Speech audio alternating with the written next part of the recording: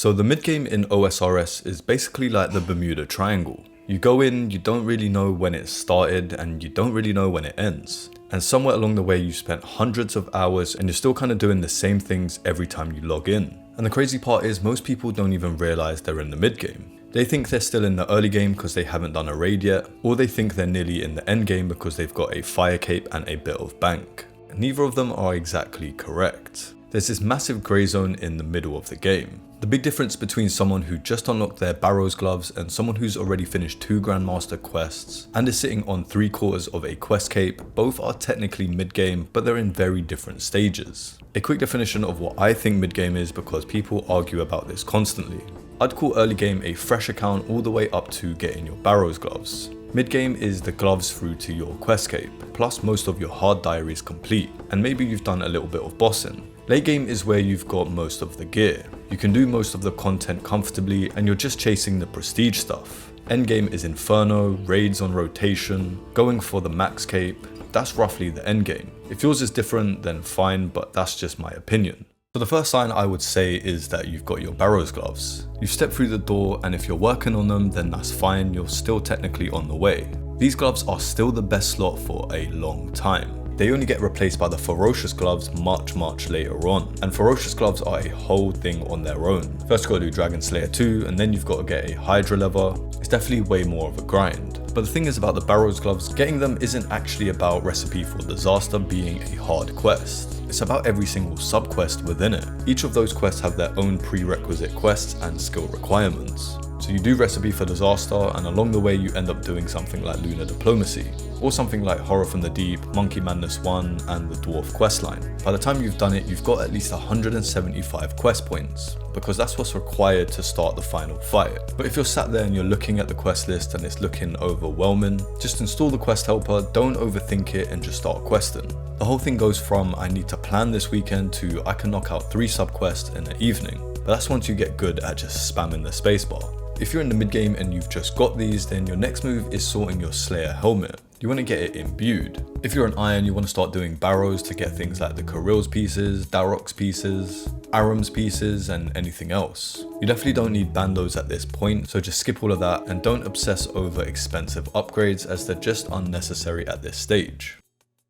The next one is you've actually got a consistent pattern of doing herb runs. And this one some people might find funny because it's just herb runs, but once you start actually doing them daily and you're watching your stack of herbs grow, this is when you're actually in the mid game. Herb runs take like 5 minutes if you've got the teleports set up. And by the way, you should definitely get these teleports set up. They print money, things like Renars and Snapdragons, obviously depending on your level and seed prices, but you're usually going to be making solid profit every single run. 3 or 4 runs a day and suddenly you've got passive GP flowing in consistently. A good tip is to get all your patches unlocked. Most mid-game to end-game players are running 8 to 9 herb patches, things like Catherby, Falador, Ardone, Mauritania, Trollheim, Hosidius, Farming Guild, West, and later on Harmony Island. But for that you need the elite Mauritania diary. There's also a patch in Varlamore near the Hunters Guild. Some of these are gated behind annoying quests, but it's definitely worth it. Make sure you have magic secutors, ultra compost on every patch, anti-disease potions if you're paranoid, but honestly the ultra compost is good enough. Farm tree runs if you want good XP, but this is expensive. The next sign is your bank. You've gone from absolutely broke to barely able to afford anything I want. You go from being a fresh main with like 300k to your name to suddenly having 20, 30, 40 million in the bank. And you definitely feel rich with this money. But then you go and look at things like the Tumikin Shadow and you see how broke you actually are.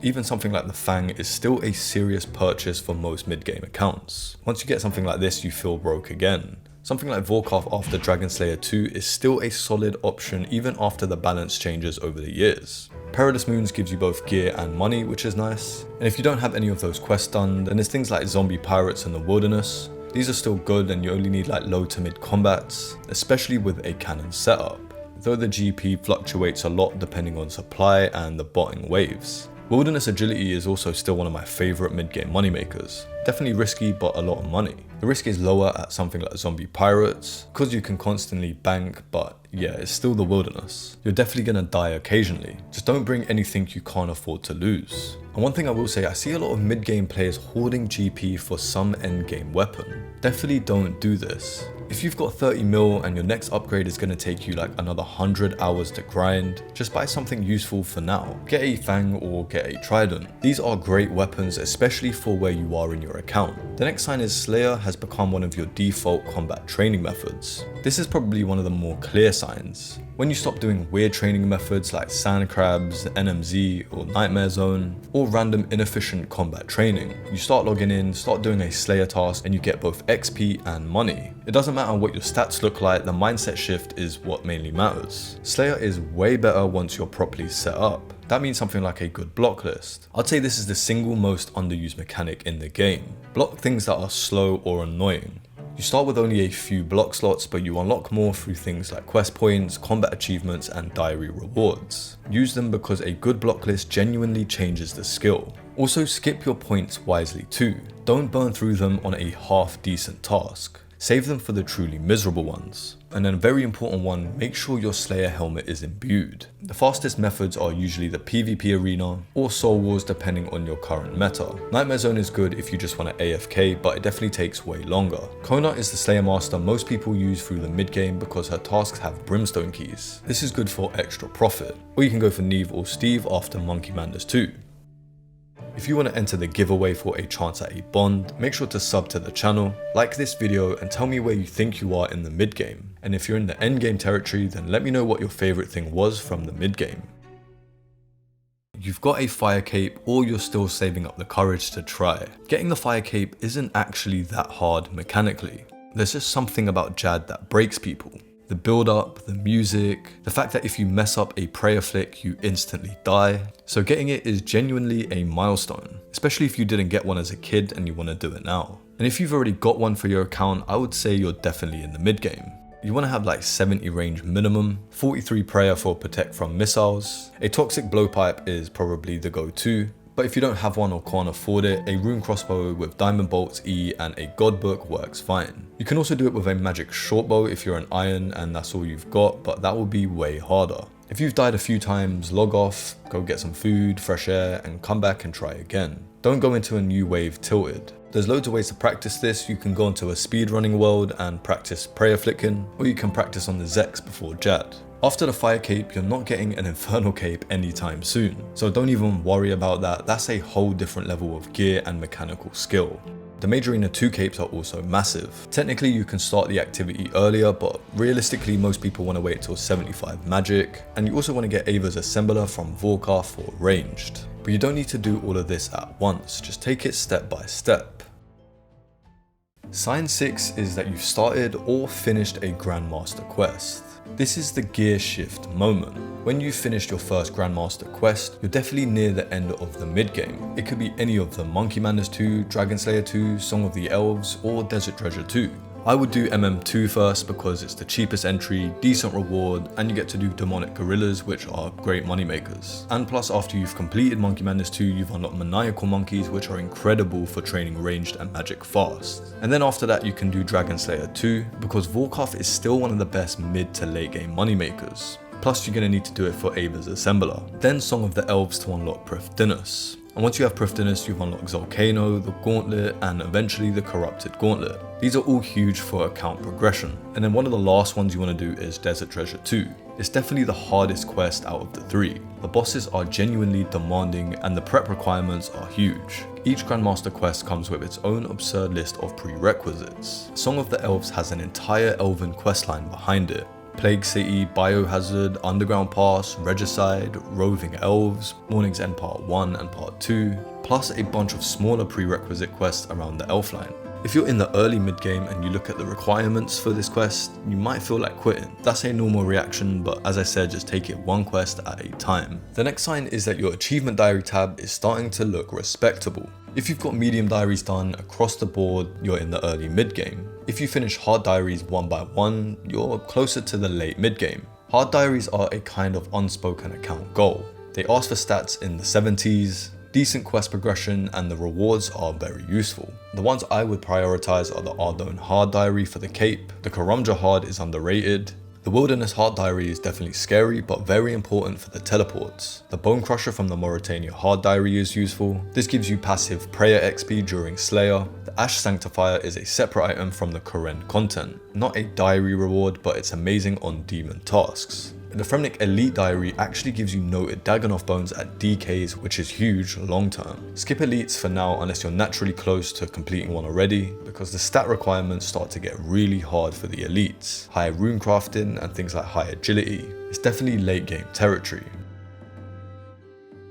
If you've got 50 construction and a mounted glory plus a portal room or two, I would say that's early mid-game construction. If you've pushed it into the 70s and your house actually functions as a proper hub, then that's closer to the late mid-game. And an 83 construction is basically the magic number you want for your POH to become absurdly useful forever. That's the construction goal to work towards. 50 for a mounted glory. You unlock lower tier jewelry boxes earlier, but 81 construction gets you the ornate jewelry box, which is a massive all-in-one teleport upgrade everyone definitely wants. Around the 70s is where it starts to get powerful. Pools, altars, teleports, spellbook swaps, all of that. 75 construction for a gilded altar is also useful. This will be helpful for when you're trading prayer. But cost-wise, construction is brutal. Easily tens of millions to push into the 80s. And one thing to note, you definitely want to get a butler. A demon butler is unlocked at 50 construction and the speed difference is crazy. If you're a main, this is the kind of thing you want to be saving bossing money for. And if you're an iron, then yeah, sorry, you're going to have to enjoy the teak grind. Sign 9 is that you've got piety and you're saving for rigor and augury. Finish the King's Ransom and the Night Waves. This will unlock piety and this is pretty much mid-game. Piety requires 70 prayer plus the quest completion, and once you've got it, you use it pretty much every time you're using melee.